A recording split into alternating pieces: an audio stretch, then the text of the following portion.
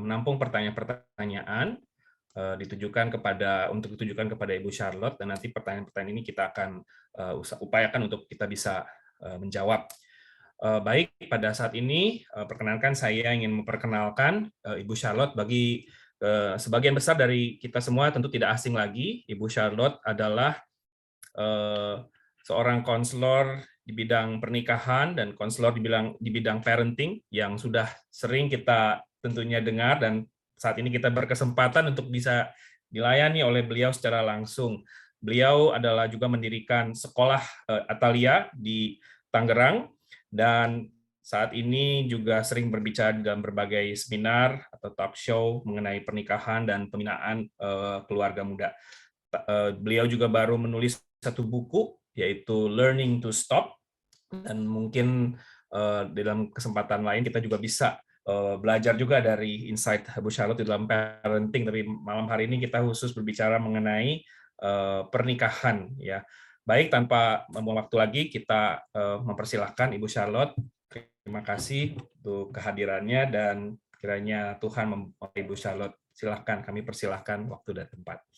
Terima kasih Pak Samuel, selamat malam Pak Yose, juga Bu Yung Yung, Bapak Ibu yang ada di LA maupun di Bandung.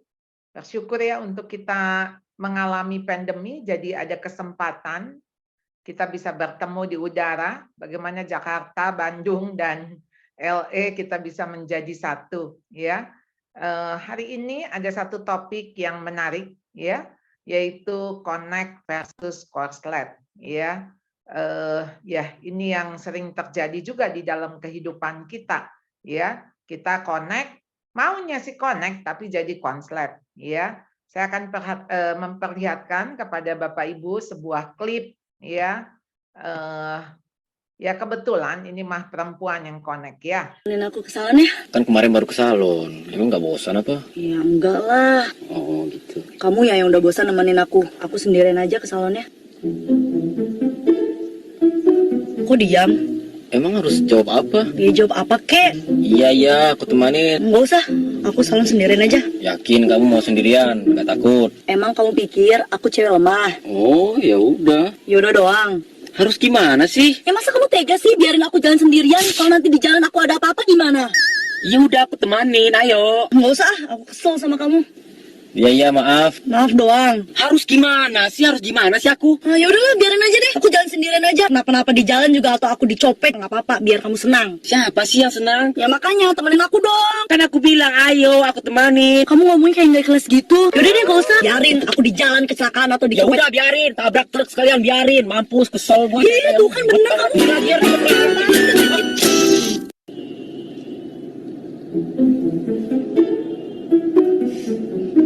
Kenapa kamu? Hari ini kamu cantik. Jadi maksud kamu kemarin aku jelek? Ya enggak lah, maksudnya hari ini kamu lebih cantik daripada kemarin. Kemarin kan kita nggak ketemu. Tahu dari mana kamu? Kalau aku hari ini lebih cantik dari hari kemarin? Iya maksudnya bukan kemarin-kemarin, tapi kemarin-kemarin gitu. Bukan kemarin-kemarin, tapi kemarin-kemarin gitu.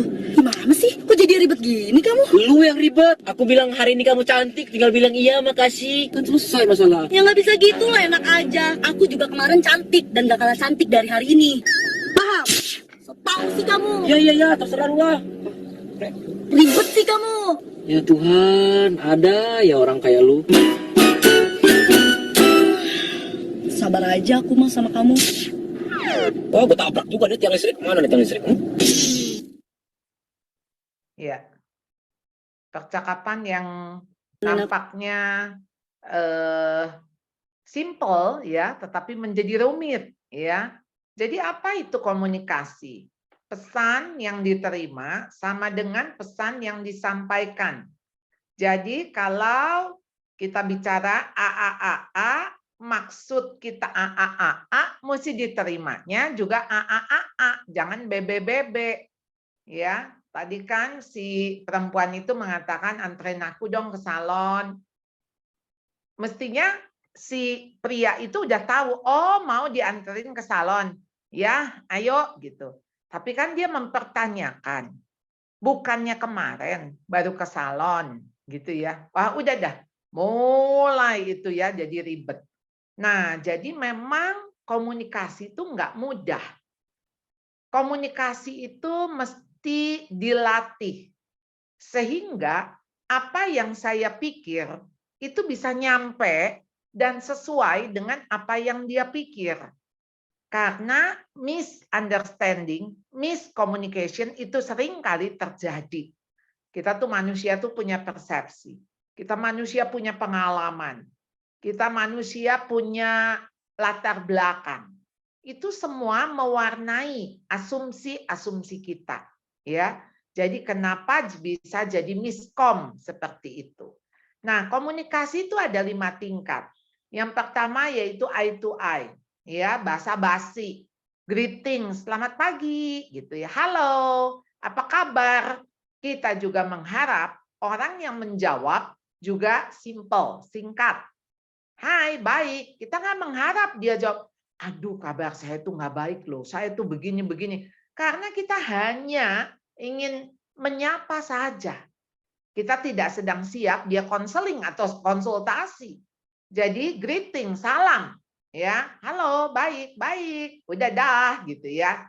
Yang kedua, yang lebih dalam daripada eye to eye, mouth to mouth.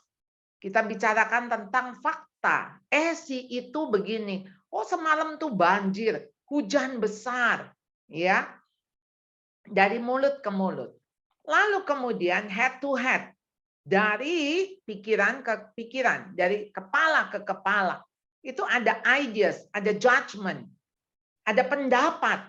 Menurut saya, pendapat saya, pikiran saya mulai kita lontarkan. Lalu yang keempat, heart to heart. Saya akan menyampaikan sesuatu yang menyangkut perasaan. Ini loh perasaan saya. Saya terluka tadi kamu ngomong seperti ini. Nah, saudara, biasanya heart to heart terjadi kalau ada konflik. Kalau enggak ada apa-apa, kita bicaranya biasanya di tahap ke-1, kedua, ketiga. Kalau kita nggak biasa bicara hal yang keempat. Karena hal keempat itu memang cukup riskan. Karena bagian heart to heart, khususnya ketika hati kita terluka, maka kita akan sensitif. Mau kata-kata kayak apapun, itu bisa ditangkapnya negatif. Jadi, kalau mau sampai ke tahap keempat, itu kondisi itu harus dibuat kondusif. Sehingga waktu bicara dari hati ke hati itu siap. Kita percaya bahwa dia tidak sedang mau melukai. Jadi kalau dia salah kata, salah ucap, salah paham, salah ngerti, itu mah biasa.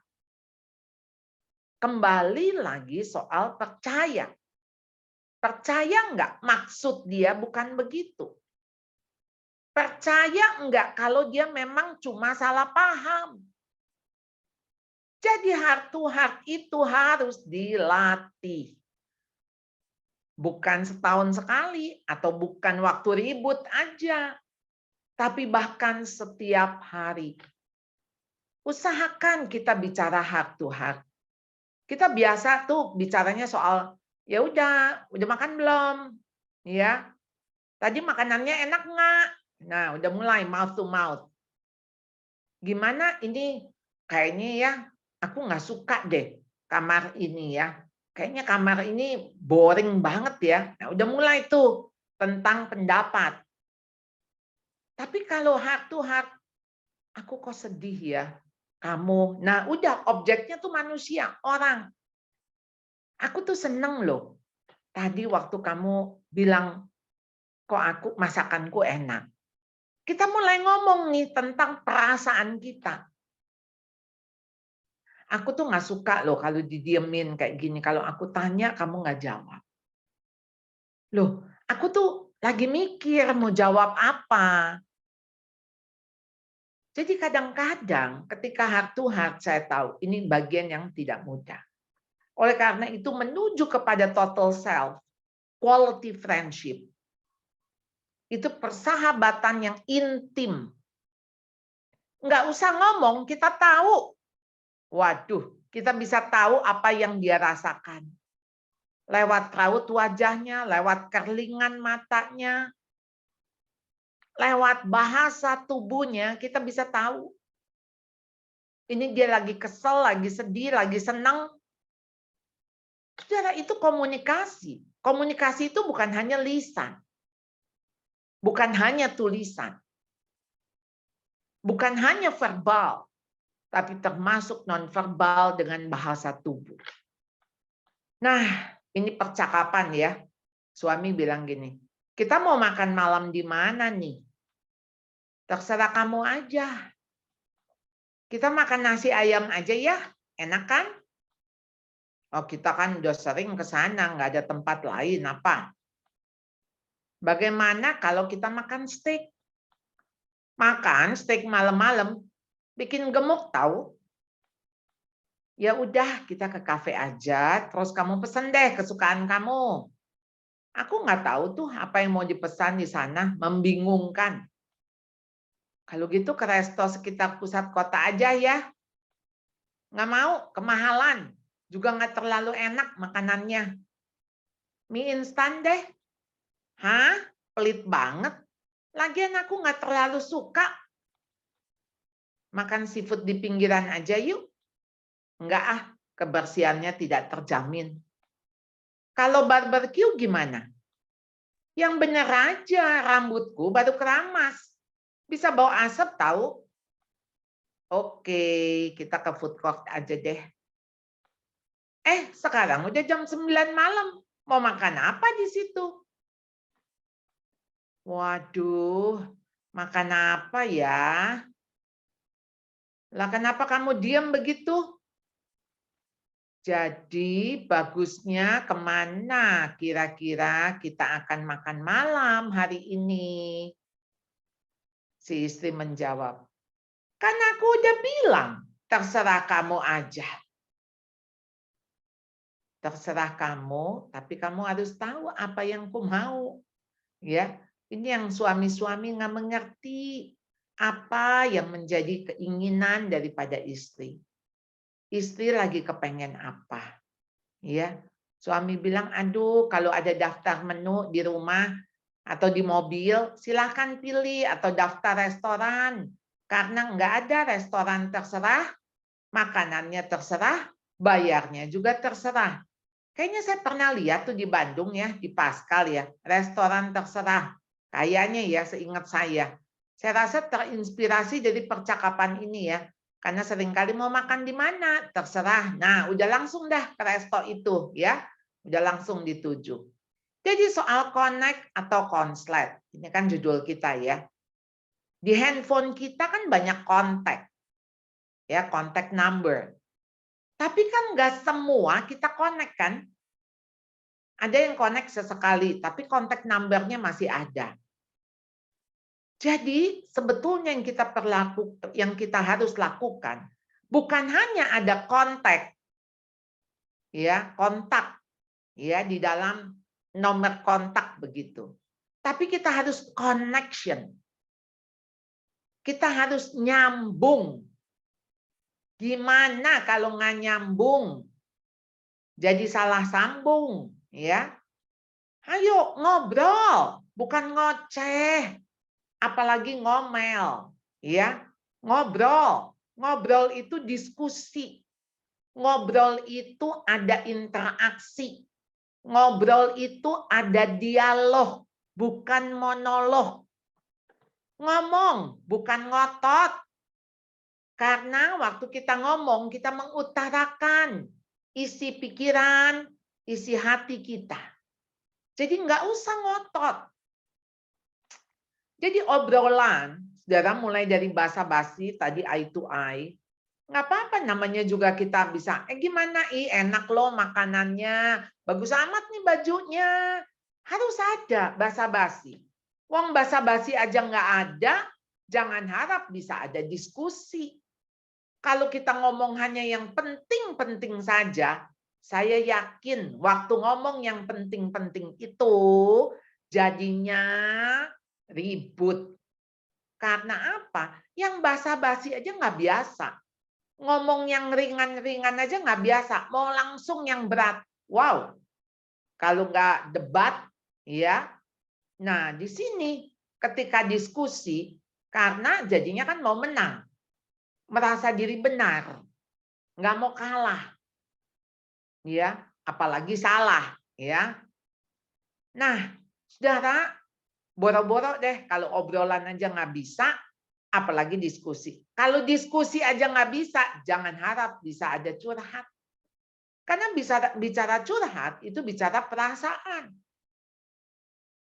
Ya, ada satu lagu ya, Be Careful with My Heart, ya. Itu lagu lama tuh ya, lagu dari Filipina. Saudara, hati-hati dengan hatiku. Ya, hatiku tuh lembut. Saudara pernah pegang hati ayam? Hati ayam tuh lembut ya. Jadi katanya bagian yang paling lembut dari tubuh manusia itu hati, ya. Jadi hati ya, dipegangnya tuh lembut banget ya. Pegang hati ayam itu pasti beda sama amplak ya, beda sama jantung, beda juga sama daging ayamnya. Jadi bagian yang paling lembut. Tapi hati-hati, hati juga bisa keras, lebih keras daripada batu. Jadi hati yang keras, hati yang dingin, hati yang sulit dibentuk, hati yang sulit lagi disentuh. Ya. Nah, kita melihat bagaimana connect itu menjadi penting. Karena bagian daripada relasi. Ya. Kita mau nyambung demi relasi. Jadi mengapa orang itu malas mendengar? Karena munafik. Apa yang dikatakan nggak sesuai dengan yang dilakukan. Kita udah nggak mau dengar lagi dia ngomong apa, karena omong kosong. Apa yang dikatakan itu di awang-awang. Kelakuannya nggak sama. Atau kata-katanya kasar. Kata-katanya menyakitkan. Atau sering mengungkit-ungkit. Kalau udah ngomong, panjang, lebar, tinggi, dalam, nggak selesai-selesai. Yang urusan 5 tahun yang lalu, 10 tahun yang lalu, itu keluar. Rasanya capek sekali, lelah sekali. Kalau itu tidak pernah selesai. Atau suka membesar-besarkan. Jadi hal-hal kecil, ayo pokoknya dikulik-kulik-kulik sampai jadi besar. Sebetulnya kalau kita mau anggap simpel bisa. Tapi masalah yang kayak tadi percakapan antara dua insan itu ya, pria dan wanita. Anterin aku dong ke salon gitu. Atau misalnya, kamu cakep ya hari ini. Kalau dibesar-besarkan jadi gini. Berarti kemarin aku jelek. Ya, kemarin sih cakep juga ya. Lalu kok wah pokoknya jadi prahara gitu ya. Soal ini mau muji. Ya jadi ya males lah ngomong juga. Ya bukan hanya males ngedenger. Karena bukan komunikasi tapi interogasi. Kamu kemana? Habis dari sini kemana? Kamu pergi sama siapa? Pulang jam berapa? Nanti kamu dari sini kamu kemana? Kamu ngapain aja tadi di kantor? Saudara, itu bukan komunikasi, itu interogasi. Atau pembicaraan yang cuma level basa-basi aja. Nggak ada level mendalam. Ya, kalau begitu mah nggak usah jadi suami istri ya. Tetanggaan aja. Ya. Atau merasa tidak aman. Sehingga kita nggak ngomong menghindari konflik. Kalau udah tidak sepaham, perang dingin. Jadi buat apa ngomong? Karena ngomong bisa pecah perang lagi. Ya, bisa konflik lagi. Ya udah nggak ngomong. Yang kita anggap damai. Yang kita anggap nggak ada masalah. Loh, masalahnya ada, tapi di dalam nggak keluar. Atau merasa bosan, nggak ada hal-hal yang perlu dibicarakan. Jadi ngapain juga ngomong lah. Nggak nyangkut lah. Padahal obrolan itu penting banget ya. Mau ngobrol yang nggak penting-penting mulai dari situ. Tadi ketemu ini. Tadi tuh ya ada tukang sayur ngomong. Ini ya si kasus ini bla bla bla. Mulailah dari yang luar. Dan itu tidak apa-apa. Kenapa kita seru ngomong sama teman? Ya, kenapa kita seru waktu reuni? kita ngobrol. Wah, karena banyak membicarakan sebetulnya nggak penting ya. Tapi ya itulah sebetulnya perekat ya, lem untuk kita merasa nyaman bicara. Kenapa orang malas bicara? Karena merasa nggak didengar. Merasa apa yang dia percakapkan tidak menarik. Responnya cuma, oh, ya, nggak ada tanggapan. Kita mestinya ngobrol tuh kayak main sepak bola. Bolanya dilempar, lempar lagi. Jangan bolanya ngegol aja. Ditendang, masuk ke gawang. Habis itu ya sudah gitu loh. Lah ini namanya bukan main ya, bukan main bola ya. Demikian juga dengan percakapan.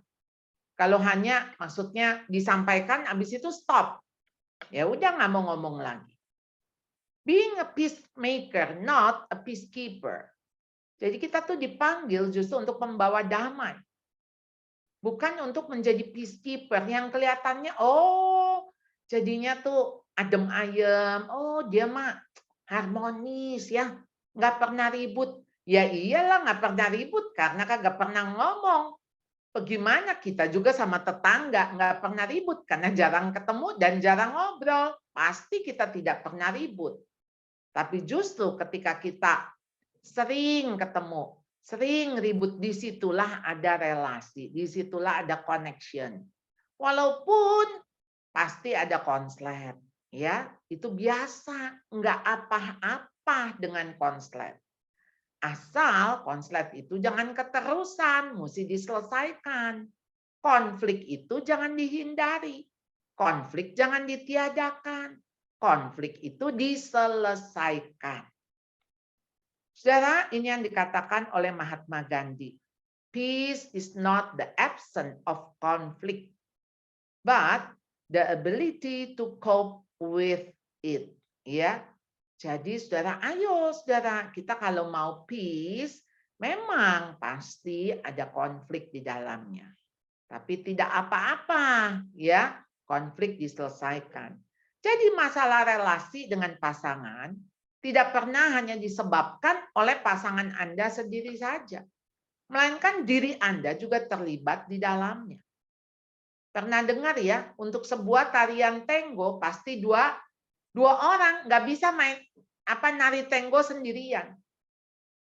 Perlu dua orang, perlu dua pihak. Demikian juga dengan konflik. Kalau konflik cuma satu benar, satu salah, nggak terjadi konflik. Karena yang benar itu pasti nggak mau ngeladenin. Jadi ketika satu salah, kemudian yang satu juga ikut-ikutan salah, baru terjadi konflik.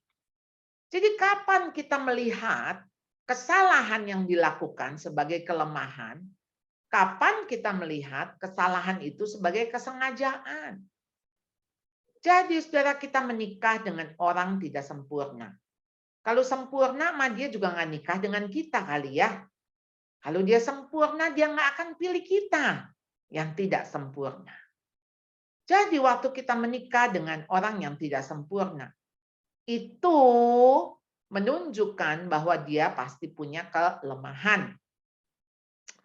Kalau dia punya kelemahan, artinya kelemahan itu dilakukan karena dia tidak tahu, karena dia tidak mampu, dan itulah cacatnya dia. Tetapi kalau kesalahan yang karena dia sengaja punya motif, itulah kejahatan. Jadi kapan kita lihat dia cacat, kapan dia lihat jahat. Jadi jangan dijadikan satu. Karena seringkali sebetulnya yang kita lihat karena itu sebagai kelemahan. Ketidakmampuan.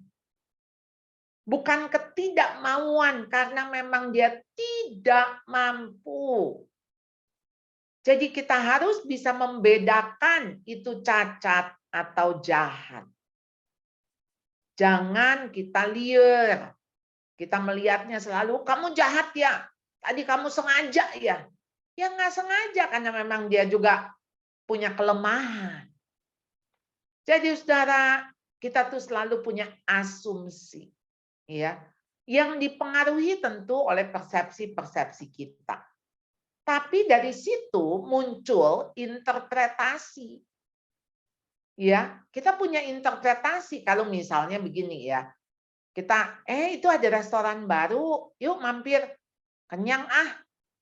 Lalu yang kita pikir dasar pelit. Padahal mungkin dia memang kenyang.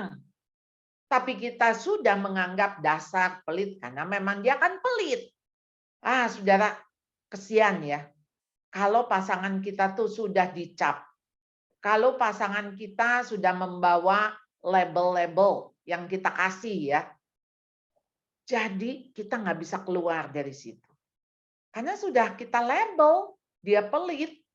Jadi dia mau ngomong kenyang aja, kita pasti mikirnya ya karena dia pelit. Nah, saudara, ini ada kasus ya. Misalnya ya, Anda kan mendengar kata-kata yang menyakitkan. Kamu persis mamahmu, adatnya jelek. Waduh, saudara, kita kalau dibilang begitu ya pasti kita marah ya. Keterlaluan. Ya bukan hanya menghina saya, tapi juga orang tua saya.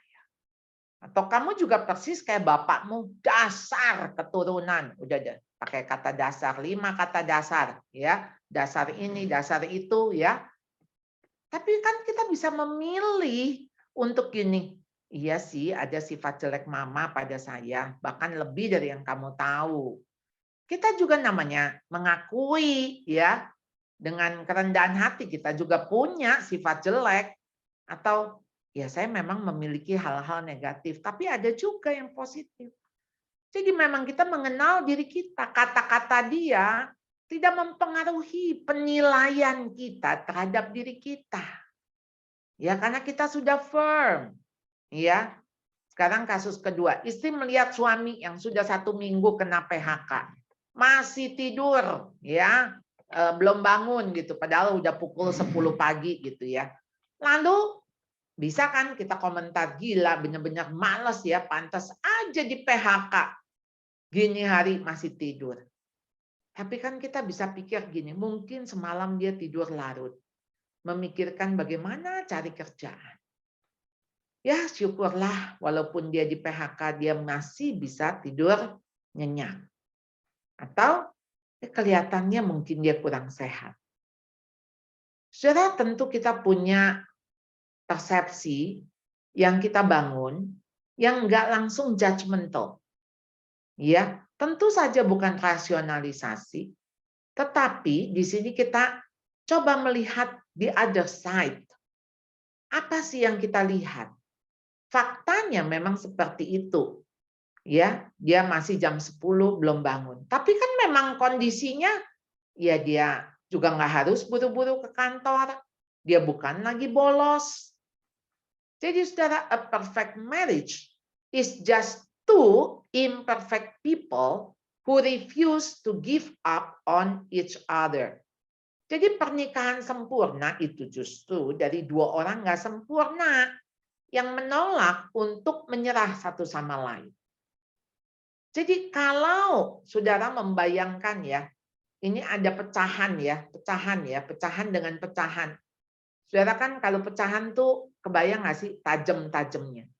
Itu kalau itu disatukan persis itu malah menyempurnakan. Tapi kalau ini malah ujungnya nusuk-nusuk, nah menyakitkan. Jadi ketidaksempurnaan kita, yang satu peyang, yang satu penyok. Peyang sama penyok ketemu, justru itu jadi bagus, jadi penuh, jadi utuh. Ya, tapi jangan salah tempat, jangan salah posisi. Jadilah itu nggak ketemu, justru tambah ruwet. Kalau bukan saling menutupi, saling melengkapi.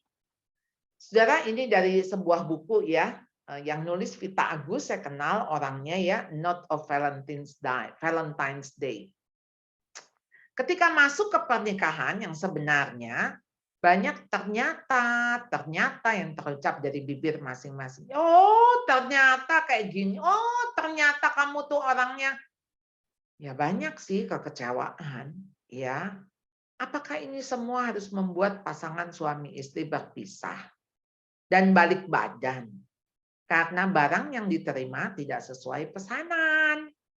Ya, sesuatu yang kita tidak harapkan. Lalu kok kayak gini? Ya udah, pisah aja. Karena saya merasa ditipu. Saudara, pernikahan itu bukan transaksional. Anda lagi bukan sedang jual beli. Kita harus melihat bahwa pernikahan bagaimana Tuhan ikut campur tangan di dalamnya. Tuhan menitipkan. Tuhan mempercayakan pasangan kita. Kita nggak lagi untung rugi. Oh, dia untung dong, berarti saya rugi. Aduh, kalau kayak begitu itu namanya hubungan dagang, bukan hubungan suami istri. Bagaimana ketika kita menikah, setelah menikah besok istri kita atau suami kita stroke. Stroke-nya 20 tahun lagi. Saudara bilang, ya ampun Tuhan, saya nggak pesen yang begini loh. Kenapa pesanan saya kok rusak? Boleh nggak saya pulangin? Boleh nggak tukar tambah? Boleh nggak jadi menikah? Nggak bisa. Karena waktu Bapak Ibu menikah, kan Bapak Ibu tuh janji di hadapan Tuhan. Baik senang, susah, sakit, sehat, kaya, miskin. Sebetulnya mah yang bagus-bagus nggak usah disebut. Ya, yang jelek-jelek aja. Sekalipun kamu menyakitkan, sekalipun kamu memiskinkan, sekalipun kamu menyusahkan, aku tetap setia. Kalau yang bagus mah kita nggak usah janji. Siapa yang mau, siapa yang nggak mau. Suami sehat, istri kaya, suami baik. Wah, pasti kita mau. Tapi justru waktu kondisi jelek itu kan diuji ya. Dan itu diuji janji kita. Diuji hati kita, kesetiaan kita, cinta kita, itu semua diuji. Jadi saudara, waktu saudara menikah kan ada 3 pihak tuh. Suami istri, ada Tuhan. Makanya disebut covenant. Janji di hadapan Tuhan. Nah, waktu keluar dari pintu gereja, Tuhannya jangan ditinggalin di gereja. Tuhannya juga ngikut masuk ke dalam pernikahan kita. Maka di antara suami dan istri, di tengah-tengah itu ada Tuhan. Kita selingkuh dengan istri kita, berarti kita selingkuh dulu dengan Tuhan. Kita bentak-bentak istri kita, yang kena ya Tuhan dulu. Maka relasi di antara suami dan istri, di tengah-tengah ada Tuhan, karena kita tuh berdiri di hadapan Tuhan, coram Deo. Kita ada di hadapan Tuhan. Kalau kita ada di hadapan Tuhan, apa sih yang Tuhan nggak tahu? Tuhan tahu semua. Tuhan juga terlibat di dalamnya. Jadi saudara, sesungguhnya pernikahan bukan hanya alasan cinta dan kemesraan belaka. Ini mah jadinya cerita 1001 malam, cerita H.C. Andersen, cerita dongeng, ya, cerita romantisme yang ada di film-film. Real hidup kita bukan begitu. Ketika sepasang pria dan wanita jatuh cinta, bayangan keluarga bahagia seperti dongeng 1001 malam. Pernikahan yang tidak sehat bukan hanya kekurangan cinta, namun karena ketiadaan persahabatan antara suami istri. Harusnya ada relasi persahabatan.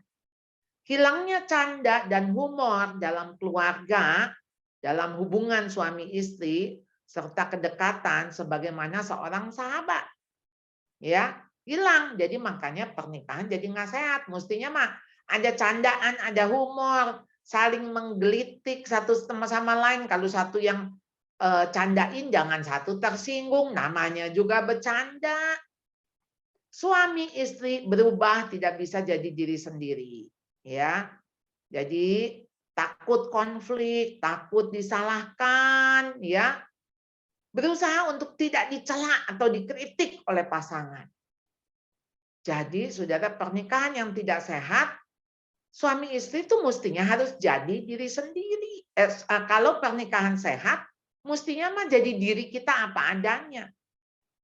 Nggak usah pakai topeng, nggak usah pura-pura. Demi menghindari. Sebetulnya waktu menghindari itu masalah. Karena kita nggak menyelesaikan. Kita berlindung di dalam, ya udah daripada ribut. Saudara, itu namanya bukan ngalah ya. Bukan ngalah. Karena tidak menyelesaikan. Jadi kekecewaan yang timbul saat masuk ke pernikahan karena tidak terpenuhinya ekspektasi terhadap pasangan. Itu akan menimbulkan dampak hilangnya semangat berkomunikasi yang intens tentang kualitas hubungan mereka. Karena kan sudah, ya ternyata. Jadi kurangnya apresiasi terhadap apa yang sudah dilakukan pasangan, menganggap semua yang dilakukan pasangan toh sudah sewajarnya sebagai suami istri. Kita menganggap ya memang ya wajarlah kalau yang namanya udah biasa. Makanya sering orang ngomong gitu, kita mah udah tua, udah kayak saudara. Saudara suami istri itu nggak pernah berubah jadi saudara kakak adik. Jadi saudara kandung, apalagi nggak ada. Itu relasi suami istri. Sehingga kenapa relasi suami istri itu mestinya persahabatan. Kalau persahabatan, itu kan jadinya ada apresiasi. Wow, kamu cantik banget. Ini bajunya bagus, kamu pintar ya. Wah, saudara, pujian, afirmasi, itu masih dibutuhkan. Dan justru itu perekat ya, lem. Ya, untuk sebuah relasi yang sehat. Jadi pasangan yang bertahan dalam masa sulit adalah mereka yang mampu melewati hujan badai. Mampu melewati hujan badai. Hujan badai yang tidak mampu memisahkan mereka karena mereka tetap bergandengan tangan dan salah satu masih mau memegang payungnya. Ya, salah satu masih mau memegang payungnya. Saudara, if things get tough, remember the journey you started together. Remember why you first fell in love. Don't give up easily. Ayo, kalau satu nggak mau pegang payungnya, yang satu tetap harus pegang payungnya. Ayo, saudara. Di bawah payung itu ada anak-anak saudara. Saudara harus selamatkan, saudara harus pertahankan pernikahan Anda sampai maut memisahkan. Sampai Tuhan sendiri yang akan menceraikan. Jadi bukan kita yang menceraikan. Jadi bicara komunikasi itu ada dua hal, speak and hear. Bicara dan mendengar. Setiap orang hendaklah cepat untuk mendengar, tapi lambat berkata-kata.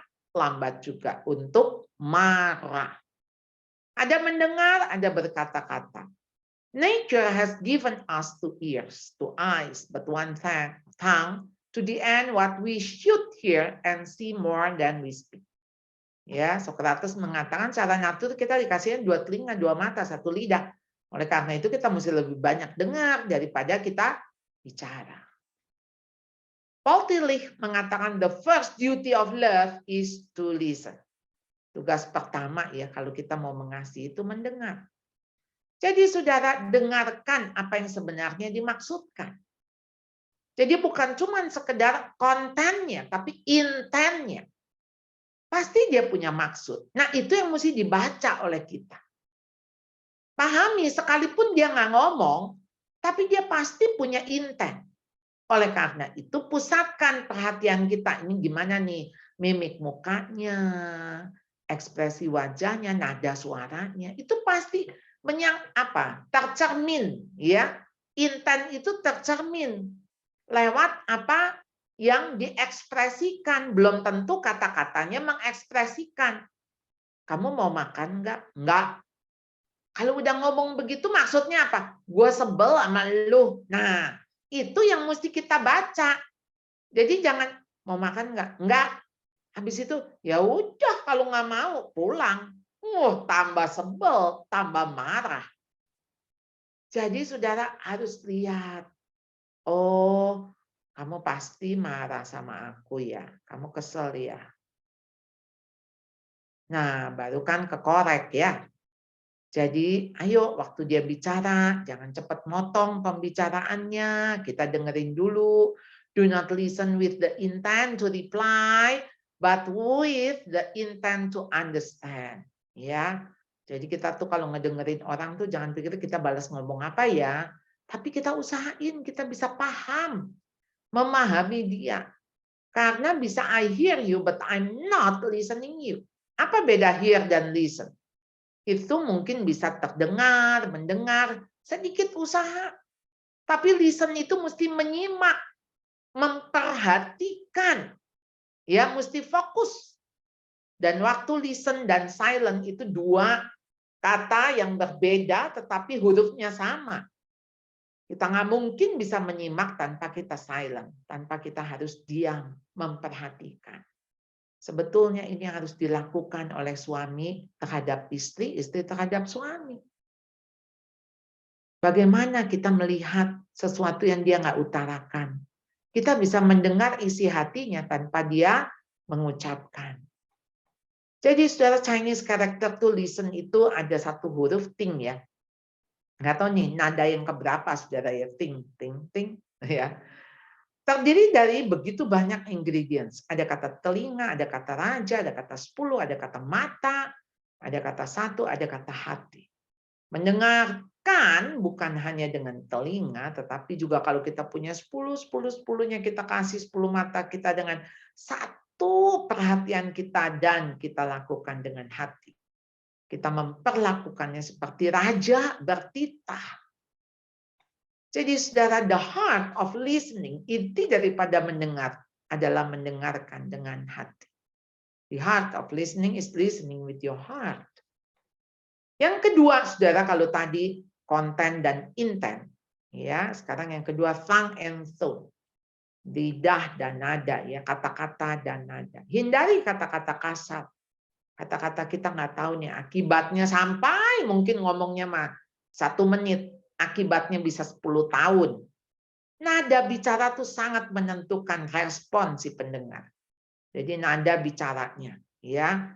Jadi kalau dia nada tinggi, maka akan menentukan si pendengar juga akan ngomongnya tinggi. Bahasa tubuh kita tuh 55%, nada 38 waktu kita komunikasi ya. Jadi penting sekali itu tuh. Justru isi berita cuma 7%. Kalau kita mau ngomong I love you, isi berita I love you, tapi kita ngomongnya dengan ngebentak. I love you, tahu? Nggak akan nyampe itu I love you ke hati dia. Jadi ekspresikan emosi kita, bukan meledakkan emosi.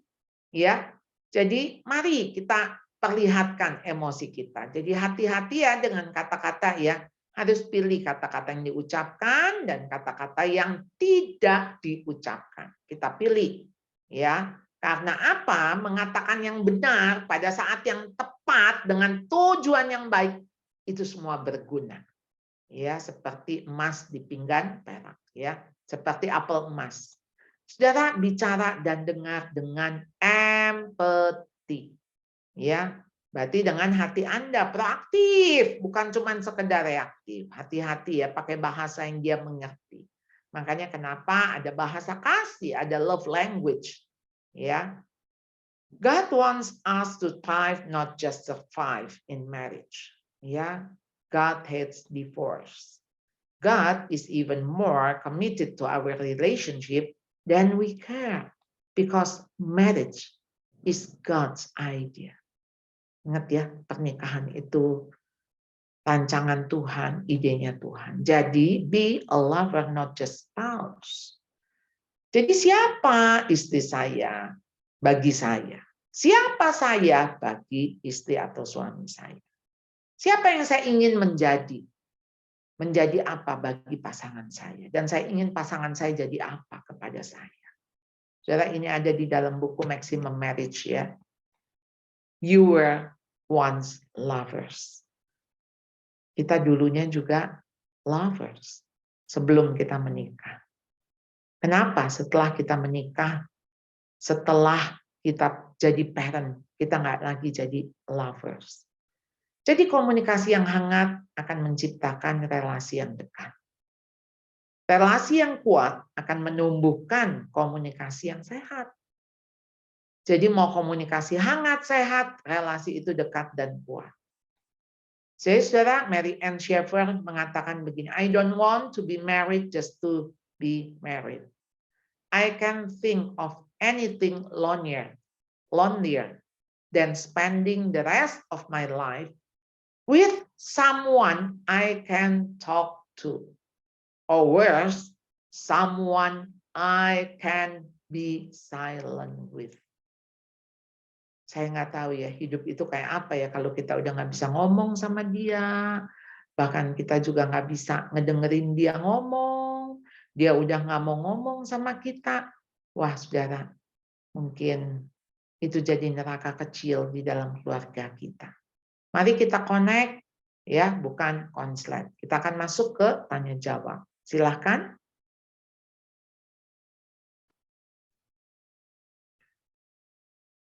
Puji Tuhan, terima kasih Bu Cha atas begitu banyak ya insight, berkat. Saya dari tadi nyatet terus ini begitu banyak, dari mulai komunikasi eye to eye, mouth to mouth, head to head, heart to heart, sampai restoran terserah, sampai kepada menjadi lover, not just a spouse. Ya, Bapak Ibu Saudara semua diberkati Tuhan. Amin ya. Kita bersyukur, kita diberkati dengan begitu banyak insight dan hikmat yang di-sharingkan oleh Ibu Charlotte. Nah, pada saat ini Bapak Ibu Saudara, kita akan masuk kepada sesi tanya jawab, dan sebagaimana yang tadi sudah diinformasikan, silakan Bapak Ibu bisa menuliskan pertanyaan kepada host di channel ini, yaitu penginjil Jose, yang nanti akan diteruskan kepada Ibu Charlotte. Mungkin sebagai di bagian awal, saya yang mungkin mau tanya ya kepada Ibu Charlotte, bagaimana Bu Charlotte khususnya menghadapi, tadi Bu Charlotte sudah men-sharingkan ya mengenai komunikasi, problem-problem komunikasi ya. Boleh nggak Ibu Charlotte menceritakan satu occasion, satu pengalaman di mana pasti ada, tadi Ibu Charlotte menceritakan tentang perbedaan ya, yang suami begini, yang istri begini. Nah, apakah Bu Charlotte bisa mungkin menceritakan tantangan di dalam komunikasi dan bagaimana di dalam kehidupan pengalaman Ibu Charlotte sendiri? Karena saya tahu persis, kebetulan saya kenal nih suami ya, Bapak suami dari Ibu Charlotte ya, yang sangat berbeda dengan Ibu Charlotte ya. Jadi mungkin pasti rekan-rekan Bapak Ibu yang lain mungkin ingin mendengar satu aja mungkin petik pengalaman dari komunikasi yang berbeda ini, dan apa yang mungkin dilakukan baik itu oleh Pak Harja atau Ibu Charlotte di dalam mengatasi perbedaan ini, karena kita semua ini berbeda ya antara suami dan istri. Mungkin itu Bu Charlotte. Ya, makasih Pak Samuel. Kayaknya saya harus membongkar ya rahasia dapur ya. Nah, saya ingat awal pernikahan, saya dan suami lagi ada di Papua tuh ya. Saya kan 2,5 tahun ada di Wamena, masih masuk lagi ke Desa Tiong tuh, karena suami saya pelayanan di sana. Nah,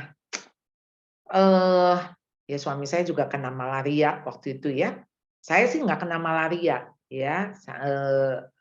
Suami saya kena malaria tropikana yang cukup berat sekali. Saya kalau sakit, saya kan maunya ditanya, ya. Misalnya kalau saya lagi flu gitu ya, udah makan obat belum? Gimana rasanya sekarang? Ya, mau diambilin minum, mau diapain lagi? Nah, sedangkan suami saya tuh nggak suka ditanya. Jadi ya diemin aja. Dia juga kalau dia mau minum ya nanti dia juga minta ngomong mau minum. Nah, saya ini kekepoan. Tiap setengah jam, 1 jam saya nanya. Udah jangan nanya-nanya. Orang mau tidur, mau istirahat. Saya tuh mikir gini, udah bagus gua tanya lu ya. Gitu.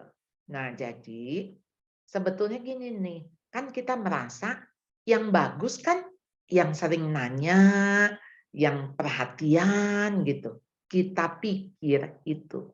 Sebetulnya kita juga mesti nerima, oh ternyata dia tuh mau istirahat aja, mau tidur. Udah jangan ditanya-tanya, ntar juga kalau dia butuh dia akan manggil, dia akan ini gitu. Ya, sekarang mah udah 33 tahun menikah mah, kalau saya sakit, ya si bapak, "Gimana Mam, kondisi?" Ya, "Sekarang gimana?" Entar dia datang, dia ngecek ya suhu badan saya atau apa gitu. Sedangkan kalau si bapak sakit mah saya diemin aja. Emang itu mah buat dia, pokoknya dia tidur dari pagi sampai sore. Nah, saya udah tahu dia butuh istirahat. Paling ntar dia bangun saya tanya, "Gimana sekarang?" Saya pegang, saya bikinin bubur. Kita udah tahu kesukaan dia. Jadi kuncinya sebetulnya kita nggak merasa kita yang paling benar. Atau cara saya nih yang mestinya kan begini, seharusnya kan begitu gitu. Jadi memang nggak ada seharusnya. Itu mah cuman ekspresi saja. Sebetulnya kan esensinya ya saya mengasihi kamu. Saya tuh nanya-nanya begini tuh saya mengasihi kamu gitu. Lalu kalau bagi suami saya, ya justru kalau kamu mengasihi saya, biarkan saya istirahat, jangan ditanya-tanya gitu. Jadi kan itu nggak ketemu ya, jadi konslet. Ya, kira-kira begitu. Kalau nggak mah saya jadi seminar seri kedua di babak kedua. Ada yang nanya nggak? Silahkan. Pak Samuel nggak mau nanya? Terima kasih Bu Charlotte. Ada satu pertanyaan yang masuk, saya langsung aja ya. Bagaimana menghadapi orang yang punya cara komunikasi yang buruk? Misalnya selalu defensif dan semakin banyak argumen ketika diajak ngobrol baik-baik mengenai satu masalah. Bukankah bicara seperlunya menjadi jalan terbaik untuk meminimalisasi konflik? Begitu Bu Charlotte. Kalau dia defense ya, kita mesti memahami bagian itu hot button-nya dia. Bagian itu sensitif buat dia. Bagian itu masih menjadi luka bagi dia. Jangan salah pencet. Oke? Nah, tapi kita juga jangan diemin bisulnya itu. Karena kan kalau kita diemin, nggak pernah ngomongin, satu hari itu bisul bakal ketoel, bakal kesenggol. Jadi nggak selesai-selesai itu bisul. Nah, di dalam konteks ketika, kan pasti di dalam pernikahan makan ada masa-masa kita yang happy, yang bahagia gitu kan, ya, yang lagi seneng gitu. Nah, itu mulai dibicarakan. Aku kepingin ngomong soal ini. Aku tahu ini pasti sensitif, ya. Tapi kalau kamu nggak siap, ini ngomongin, nggak apa-apa. Kapan kamu siap? Ya, aku tahu karena ini bagian yang harus kita bereskan. Ya, kalau enggak, ini mah akan ke bawah sampai mati, nggak selesai. Ya, nah tentu ketika selesai nggak selesainya, menurut saya begini nih, kan ada masa lalu tuh, yang maksudnya kan memang mau gimana coba selesainya, memang udah kejadian kan, ya, udah kejadian, mau bagaimana? Ada yang memang takes time, perlu waktu yang menyembuhkan. Tapi ada juga yang menurut saya ketika dari pihak, kan misalnya kan dia merasa pihak yang dilanggar. Pihak yang melanggarnya saya misalnya, kita nih. Ya mesti dari kita yang terus-menerus untuk kita bilang iya. Iya, saya betul minta maaf, saya menyesali. Kadang tuh minta maaf memang nggak bisa sekali, Pak Sam. 10 kali, 100 kali, tapi nggak apa-apa. Kita minta maaf kan nggak bikin kita diare kan, nggak bikin kita muntah-muntah kan. Hanya perlu kerendahan hati. Sehingga maksudnya minta maaf itu enggak apa-apa. Ya, tapi bagi pihak yang dilanggar kan, ya lu kayak nggak ada apa-apa kok. gitu. Nah, apa-apanya ya dengan ya betul saya menyesali. Tapi tolong kasih tahu saya apa yang saya harus lakukan buat menebus itu. Saya tahu itu udah lewat. Kalau ada mesin waktu, saya pasti akan kembali ke situ.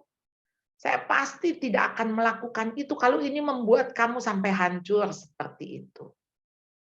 Ampuni saya, ampuni. Jangan defense. Jadi ngadepin orang defense, jangan defense. Ya. Karena dia defense kan dia mau melindungi dirinya kan.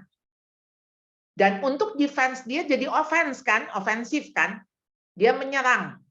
Nah, waktu diserang jangan pakai tameng, jangan pakai ini, udah jangan. Ya. Jadi istilahnya mah kalau saya bilang ngalah aja. Ya. Yang waras yang ngalah ya. Jadi gini, ya memang apalagi kalau kita pihak yang salah, ya. Jadi kalau salah yang ngalah aja, nggak apa-apa. Ya, nggak apa-apa. Ini bukan pertarungan demi memenangkan hatinya. Jadi kita harus memenangkan kembali hatinya, ya. Kira-kira gitu Wah, ya.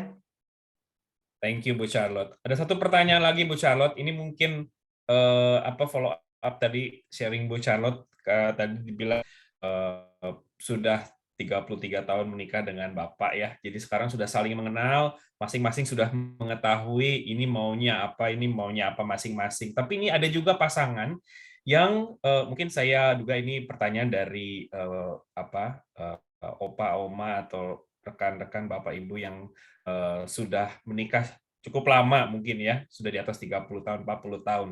Jadi semakin bertambah usia, justru kok sepertinya lebih sulit di dalam berkomunikasi. Karena tadi waktu diceritakan seharusnya kan kalau sudah semakin lama menikah, semakin mengenal satu sama lain, tapi justru ini yang dirasakan berbeda Bu Charlotte. Jadi justru semakin lama menikah, semakin bertambah usia, justru komunikasinya sepertinya semakin sulit dan bahkan mungkin to the point salah satu pihak mulai putus asa. Nah, mungkin ada yang bisa nasihat Iya. atau Kan yang diberikan. komunikasi itu kan butuh dua pihak ya. Kalau yang satu pihaknya sakit, satu pihak yang lain jangan ikutan sakit ya. Jadi ketularan ya. Jadi sekarang begini, kan emang makin tua, berarti kan makin banyak pengalaman-pengalaman yang menyakitkan, mungkin ketumpuk-tumpuk ya, tersinggung ini itu, diulang-ulang lagi, diungkit-ungkit lagi. Atau sekarang kan ada kelemahan, dia nggak dengar, dia nggak perhatiin, atau dia malah punya hobi, ya begitu giliran hobi dia aja, dia nggak peduliin kita. Begitu kita ini aja dia cemberut, dia sensi, itu mah biasa terjadi. Saya punya resep ya, gini aja ya, kita kalau makin tua, kan katanya makin tua makin jadi, makin tua makin kayak anak-anak. Nah kalau kayak makin anak-anak mah kita happy-happy aja. Salah dengar, salah ngomong, ketawa aja. Ketawa. Jadi jangan dibawa ke hati. Ya, kita ngomong apa, dia nangkepnya apa, mesem aja. Oh iya, salah dengar ya. Apaan lu bilang? Enggak, gua yang salah dengar. Gitu aja. Jadi itu mesti dibawa ke humor aja. Udah tua, kita udah makin dekat ketemu Tuhan, siap-siap ya. Jadi udah jangan yang kecil diributin gitu kan. Soal apa diributin sampai nggak ngomong, sampai diem-dieman. Aduh, nggak worth banget. Ya, kita mikirnya begini aja, Pak Sam. Ya, kalau kita udah senior tadi kan, ya senior tadi kan saya bilang udah dekat ketemu Tuhan ya. Kita tuh mikir begini, jangan-jangan malam ini malam terakhir. Jangan-jangan besok dia kagak bangun. Jadi nggak worth banget diem-dieman. Waktu suami saya kena serangan jantung, waktu bulan Juni tanggal 30. Saya pulang ke rumah tuh, saya mikir gini, ini kira-kira bakal balik nggak ya? Ke sisi saya, maksudnya keranjang ini, apa abis ini saya tidur sendirian? ini bakal balik nggak? Jadi akhirnya sekarang mah udah nggak ada, yang maksud saya gini, sehingga saya udah nggak nge-zoom kesalahannya. Ya, misalnya kan tiba-tiba kita mau ngomong baik-baik, dia ngebentak, misalnya kan bisa tuh. Ya, apaan sih atau apa gitu, toto yang ngebentak. Udah, itu mah ya kita harus masukin kuping kiri, keluarnya kuping kanan. Ya, jangan nancep ke hati. Jadi gini nih, kan masuk sini, ya kiri keluar kanan gitu kan. Nah, jadi jangan masuk ke hati, tapi naik ke otak aja, naik ke otak. Penting nggak ya? Oh nggak penting, sampah buang. Ya, kalau ini oh penting, ya perhatiin, masuk ke otak. Jadi jangan dari sini nancepnya ke hati. Kalau udah nancepnya ke hati, itu mah kata-kata apa sih? Sebetulnya kan berarti kita izinkan kata-kata itu masuk ke hati kita. Jadi jangan izinkan. Kata-kata mah cuma kata-kata. Ya, udah jangan dibikin nancep. Mesti kita sendiri yang punya filter. Kata-kata apa yang boleh masuk ke hati, kata-kata apa yang nggak usah masuk ke hati. Ya, karena kan kita ributnya tuh dari kata-kata. Maksudnya itu tuh yang bikin kita ilfeel, ya kan? Ilfeel yang, aduh, capek deh. Aduh, dia marah-marah melulu tuh. Tuh, dia bukannya terima kasih tiap hari ngajak berantem, ya, tiap hari ngedumel, ngeluh aja, bikin kita pusing di rumah. Ini saya coba membayangkan ya, Pak Sam. Jadi ya pastinya suasana kan nggak enak. Kita nggak bisa mengharap dari dia, orang sakit. Mesti ngarap dari diri kita, start with me. Ya, mulailah dari saya. Ayo, saya yang bikin ceria, saya yang bikin suasana berbeda dari saya. Jangan dari dia, kita mesti nganggap, ya namanya juga sakit ya. Tapi ya maksudnya itu di dalam konteks kita menganggap sakit, tentu sakit hatinya gitu ya. Jadi harus disembuhkan, harus disembuhkan. Ya, Tuhan berbelas kasihan kepada yang sakit, yang miskin gitu kan. Tuhan Yesus kan pelayanannya kepada itu. Nah, kita juga harus punya belas kasihan, compassion. Ya. Ada lagi, Pak Sam? Ya, intinya adalah satu pertanyaan lagi, yaitu intinya bagaimana menghadapi pasangan yang sangat susah untuk meminta maaf kalau dia bersalah dan tidak mau membahas masalah yang ada itu, Bu Charlotte. Ya, orang tuh kalau nggak mau minta maaf, sebetulnya dia nggak sanggup minta maaf. Karena dia pikir, dia minta maaf itu nanti gimana kalau saya diinjek-injek. Bagaimana kalau nanti saya dihina. Bener kan? Lo salah kan? Ngaku gitu ya. Tuh kan, gue pasti udah nggak ada harganya lagi. Itu yang ada di kepalanya, ada di benaknya. Jadi dia pikir harga diri ini akan turun, habis. Jadi kita paham dong, dia nggak mau minta maaf. Karena justru dia merasa tidak punya harga diri, tidak ada kepercayaan diri untuk itu. Karena nilai dirinya yang rendah. Jadi kembali lagi, kasih dia belas kasihan. Dia nggak minta maaf secara verbal. Sebetulnya hatinya mah tahu dia salah. Salah. Buktinya apa? Buktinya dia nggak nganggep lagi. Maksudnya buktinya kan kayak nggak ada apa-apa kan tadi ya. Betul nggak kalimat akhirnya apa? Ya, tidak, masalahnya mengambang, tidak ada Iya, endingnya. tidak Itu dibicarakan lagi kan? betul, tapi next Heeh. time intinya ada masalah yang sama terjadi lagi. Iya, pasti terulang. Karena dia tidak mau menganggap itu masalah dia. Denial. Dia menghindar. Padahal dia yang salah kan. Tapi kalau itu dia akui kesalahannya, artinya dengan minta maaf kan berarti dia mengakui dong, dia salah kan. Itu tuh seperti kayak dot dia, dot tuh apa ya? Kayak tompel. Tompel dia tuh kelihatan. Dan itu memalukan. Memalukan. Dan dia tuh akan melihat dirinya si buruk rupa. Nah, jadi gimana? Kan itu terulang lagi, terulang lagi. Coba ya, pada saat yang lagi tadi ya, ini kan sebetulnya masalah luka kan, masalah hot button. Jadi pada waktu waktu lagi senang-senang, coba kita bicara pelan-pelan. Ya, aku tahu ya, kamu pasti juga merasa itu nggak benar. Ya, itu salah. Ya, enggak kok saya nggak salah. Oke, kalau gitu saya yang salah. Ya, sekarang gini deh, supaya saya nggak salah pikir, coba apa yang kamu pikir? Saya mau memahami. Kasih saya contoh, Pak Sam. Ini berandai-andai. Kasih saya contoh apa?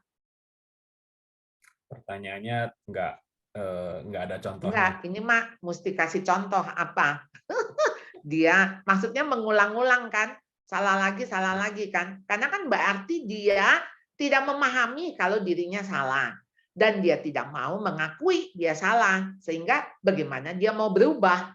Pasti nggak berubah kan? Nah, dari sisi kita nih yang pihak yang seolah-olah ya kita merasa dilanggar, kan kita mesti punya pengampunan. Pengampunan itu mah nggak perlu dia minta maaf atau nggak minta maaf, itu mah nggak perlu. Dan nggak perlu juga dia berjanji, saya nggak akan melakukan lagi. Karena apa? Tuhan sama kita juga nggak begitu. Tuhan tuh mengampuni kita ketika kita masih berdosa. Kalau kita suruh minta maaf dulu, kayaknya kita udah keburu bertobat dulu kan. Bahkan ketika kamu belum bertobat, aku juga sudah mengampuni kamu. Justru ketika Tuhan mengampuni itu kita yang berasa, aduh Tuhan, saya kotor, saya salah, saya jelek. Kok Tuhan mengasihi saya ya yang seperti itu? Justru itu yang membuat kita jadi berani mendekat kepada Tuhan, berani datang kepada Tuhan apa adanya. Nah, prinsip itu juga yang coba kita pakai. Ketika orang yang bersalah, kita enggak nge-zoom atau kita nggak nunjuk kesalahannya itu, karena kesalahan itu adalah luka bagi dia, kita nggak usah tunjuk. Kita cuma justru menyatakan kasih kita. Kasih yang menutupi dosa, kasih yang menutupi pelanggaran, kita mengasihi dia apa adanya. Kasihi dia, bukan dengan syarat. Pasti tanpa syarat. Karena memang agape itu kan unconditional love. Jadi nggak bersyarat. Mau dia ngulang-ngulang lagi, mau dia nggak minta maaf, mau dia nggak merasa salah, kita kasihi dulu. Dan berharap kasih itu akan memenangkan hatinya. Justru kasih itu yang, bagaimana kasih Tuhan tuh justru memperlihatkan, ya ampun betapa jeleknya saya, betapa berdosanya saya gitu kan. Saya nggak layak dikasihi gitu loh. Karena menurut saya hati kecilnya pasti dia mengakui bahwa dia salah. Kan kita semua masih punya hati nurani ya. Jadi jangan pikir dia wah pasti dia kepala batu, dia sombong, dia doain aja. Doain. Nanti Tuhan yang bicara sama dia. Nanti Tuhan yang menegur dia. Ayo libatkan Tuhan ya, kan kita punya Tuhan. Ya. Oke, Pak Sam? Satu pertanyaan terakhir, Bu Charlotte. Iya. Bagaimana kalau dalam pernikahan ada campur tangan orang tua?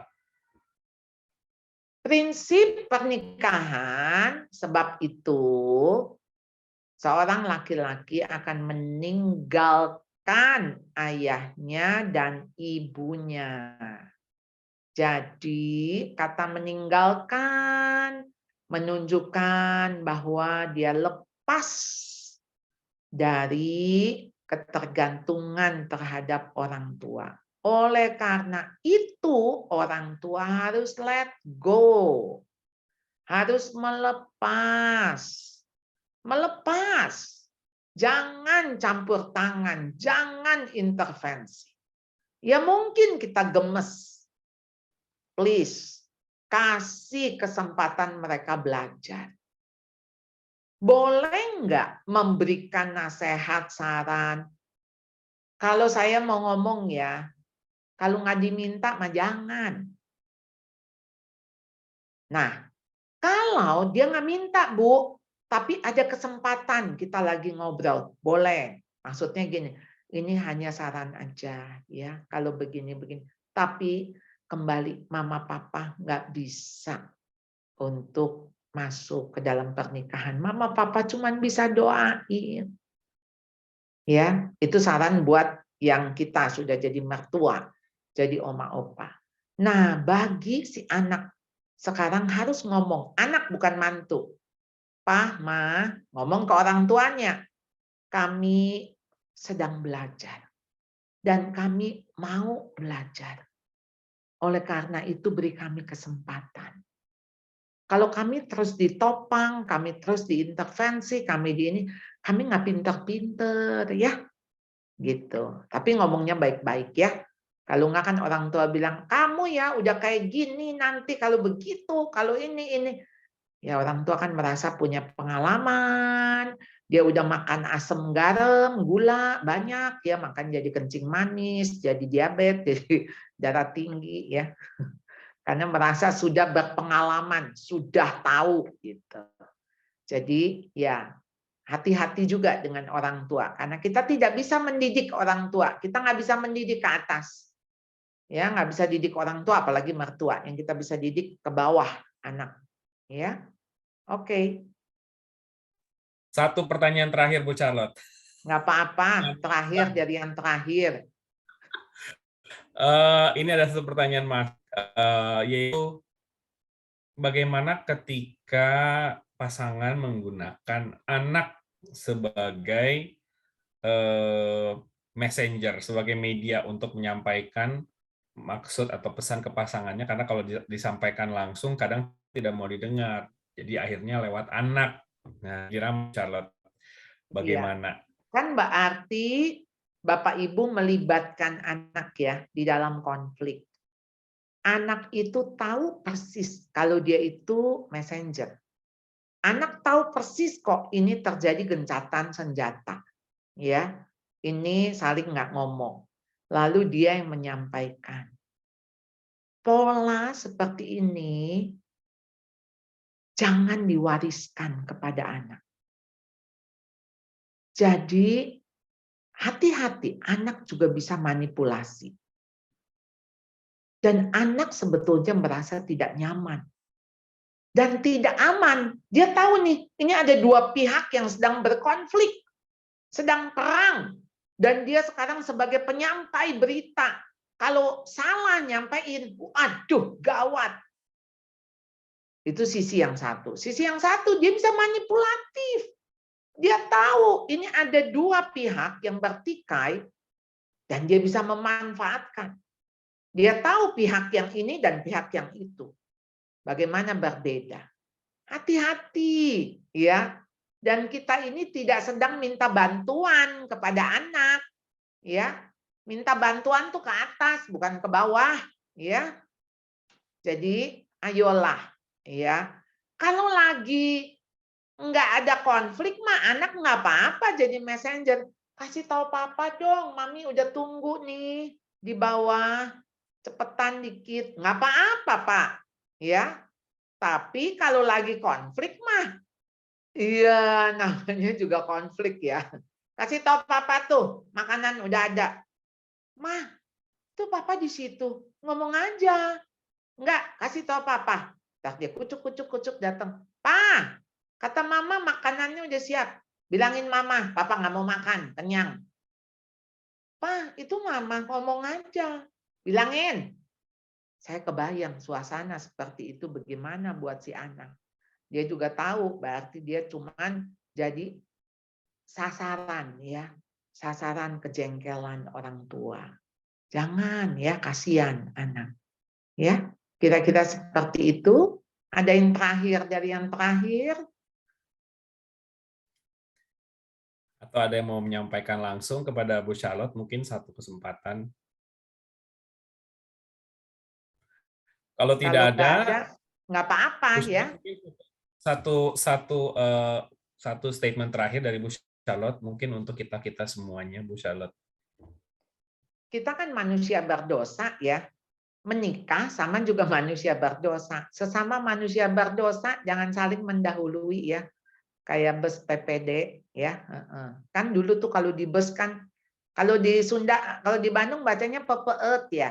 Pepeet, PPD zaman dulu. Sesama bus jangan saling mendahului. Nah, kita sesama orang berdosa udahlah saling ngalah ya. Gitu aja. Bikin damai, peacemaker, bukan peacekeeper. Ya. Amin. Baik, Bapak Ibu, Saudara di Tuhan, kita bersyukur malam hari ini sekali lagi kami mengucapkan terima kasih banyak kepada Ibu Charlotte Priyatna yang sudah melayani kita selama malam ini, pagi hari ini, melalui session mengenai pasutri yang tentunya sudah disampaikan dengan sedemikian baik dan dengan begitu banyak insight, nasihat, dan tips yang diberikan kepada kita semua. Kiranya Tuhan memberikan anugerahnya buat kita semua untuk bisa menjalani kehidupan pernikahan, rumah tangga yang sudah Tuhan percayakan kepada kita, dan biarlah anugerah Tuhan terus menuntun kita semua, dan juga Tuhan terus memakai Ibu Charlotte di dalam pelayanan-pelayanan yang Tuhan percayakan di hari-hari ke depan. Kita saat ini akan menutup dalam doa. Sebelum kita menutup dalam doa, ada beberapa pengumuman, yaitu yang pertama adalah masih di dalam rangkaian bulan keluarga di IEC LA, diingatkan kepada rekan-rekan Bapak Ibu Saudara yang hadir pada hari ini. Minggu depan kita akan masih melanjutkan dengan topik yaitu Sweet Solitude, the Church and Singleness, yaitu bagaimana gereja kita dapat bersama-sama melayani, juga bersama-sama berbagian melayani dengan rekan-rekan, saudara-saudara seiman yang memiliki panggilan atau jalan hidup, yaitu sebagai orang yang single. Kalau hari ini kita berbicara mengenai pasangan, minggu depan kita akan belajar bagaimana rencana kehendak Tuhan dan juga panggilan Tuhan yang istimewa yang diberikan kepada orang-orang yang di antara kita yang tidak berumah tangga, tidak menikah, tapi mereka juga menjadi bagian dari keluarga besar kita di gereja, keluarga Tuhan. Bagaimana kita akan belajar dari Ibu Pendeta Rahmiati Tanujaya yang akan men-sharingkan firman Tuhan kepada kita. Dan di akhir bulan, yaitu di minggu keempat tanggal 28, kita juga akan dilayani oleh Pendeta Daniel Tanusaputra dan Ibu Eva Tanusaputra di dalam topik mengenai kehilangan atau keterhilangan orang yang kita kasihi, yaitu dalam sesi Never Walk Alone, Our Loss, Grieving, dan Healing. Diajak kepada Bapak Ibu Saudara untuk tetap bergabung bersama-sama di jam dan waktu yang sama, yaitu tanggal 14 hari Jumat waktu Los Angeles malam hari, atau tanggal 15 Sabtu pagi hari waktu Indonesia Barat, dan juga tanggal 28 hari Jumat malam waktu Los Angeles, atau tanggal 29 hari Sabtu pagi itu di Indonesia. Mari saat ini kita bersama-sama kita menutup dalam doa. Mari kita berdoa, kita mengakhiri acara pada malam hari ini. Mari kita berdoa. Bapa kami yang di surga, kami sungguh bersyukur ya Tuhan, Engkau telah berbicara malam hari ini melalui hamba-Mu, Ibu Charlotte, yang telah membagikan, men-sharingkan kepada kami bagaimana kami sebagai pasangan, kami boleh mengembangkan komunikasi yang sehat, yang baik dengan pasangan kami. Kami boleh belajar dari prinsip-prinsip kebenaran firman Tuhan, di mana kami boleh belajar untuk mendengar, belajar untuk di dalam kerendahan hati kami boleh melihat pasangan kami sebagai pasangan yang Tuhan berikan, yang juga boleh menjadi lebih dari sekedar spouse, tetapi menjadi lover, menjadi seorang yang mengasihi pasangan kami. Ya Tuhan, segala sesuatu yang kami dengar yang begitu baik, tentunya ada tantangan untuk kami melakukannya, karena kami adalah orang-orang yang penuh dengan kelemahan, kami orang-orang yang penuh dengan dosa. Tetapi ya Tuhan, kami juga bersyukur karena Engkau telah menebus kami, Engkau memberikan kepada kami hidup yang baru, dan Engkau memberikan kepada kami Roh Kudus-Mu untuk menjadi penerang di dalam hati kami, dan juga memberikan anugerah-Mu untuk untuk berjalan di dalam kebenaran-Mu. Tuhan, tolong kami semua ya Tuhan, untuk kami boleh mengaplikasikan apa yang telah kami dengar pada malam ini. Terima kasih Tuhan karena Engkau senantiasa hadir bersama-sama dengan kami dan tidak pernah meninggalkan kami. Dan pada malam hari ini atau pagi hari ini kami juga mau berdoa untuk Ibu Charlotte di dalam pelayanan yang Tuhan percayakan, baik di dalam Yayasan Sekolah Atalia maupun juga di tengah-tengah pelayanan konseling rumah tangga dan konseling pernikahan. Kami percaya Engkau Allah yang terus akan memakai hamba-Mu Ibu Charlotte dengan semakin lebih indah lagi, dengan semakin luas lagi yang muncul dari pelayanan beliau. Terima kasih ya Tuhan untuk anugerah-Mu yang sedemikian besar, yang boleh kami lihat di dalam kehidupan beliau dan juga yang boleh kami terima malam hari ini melalui pelayanan di dalam acara pada malam hari ini. Kiranya Tuhan yang terus dipermuliakan melalui kehidupan kami semua, dan pada saat ini ya Tuhan, kiranya damai sejahtera Tuhan menyertai kami, baik kami yang pada saat ini berada di Los Angeles yang akan melanjutkan aktivitas kami pada malam hari beristirahat, demikian juga rekan-rekan kami yang berada di Indonesia yang akan melanjutkan aktivitas mereka di hari Sabtu ini. Kiranya Engkau mempersiapkan kami untuk kami beribadah pada esok hari, hari Minggu di rumah Tuhan. Terima kasih Bapa di surga, kami sungguh bersyukur. Di dalam nama Tuhan Yesus Kristus kami berdoa. Amin. Terima kasih.